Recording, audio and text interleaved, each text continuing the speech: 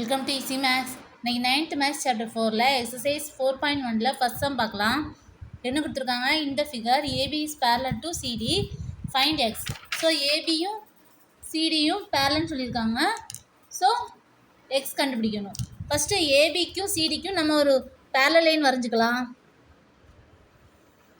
ரெண்டுக்கும் பொதுவாக இருக்க மாதிரி ஒரு பேரலல் லைன் போட்டுக்கலாம். ஸோ அது டி இருக்குது, டிஇன்னு வச்சுக்கலாம். Okay, next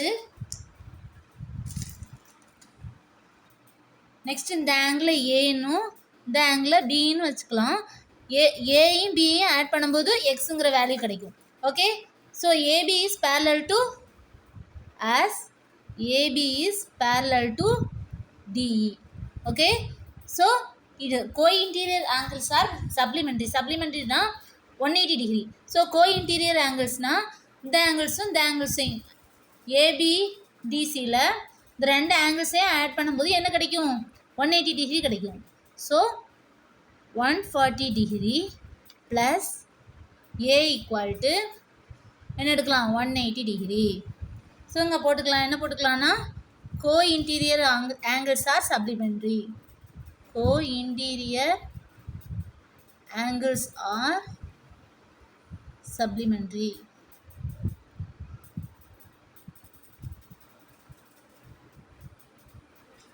so a equal to 180 minus 140 equal to இந்த சைடு வரும்போது மைனஸ் 140 ஆகும். ஸோ 180லேருந்து 140 சப்ராக்ட் பண்ணும்போது 40 degree. A equal to 40 degree. Next D is parallel to சிடின்னு போடலாமா? So DE is parallel to CD. therefore கோஇன்டீரியர் angles are சப்ளிமெண்ட்ரியா. So இந்த angles 150 டிகிரியையும் பிங்கிற ஆங்கிள்ஸையும் ஆட் பண்ணும்போது என்ன கிடைக்கும்? 180 கிடைக்கும். therefore b plus 150 degree equal to 180 degree. இதுலேயும் கோஇன்டீரியர் ஆங்கிள்ஸ் ஆர் சப்ளிமெண்ட்ரி போட்டுக்கலாம்.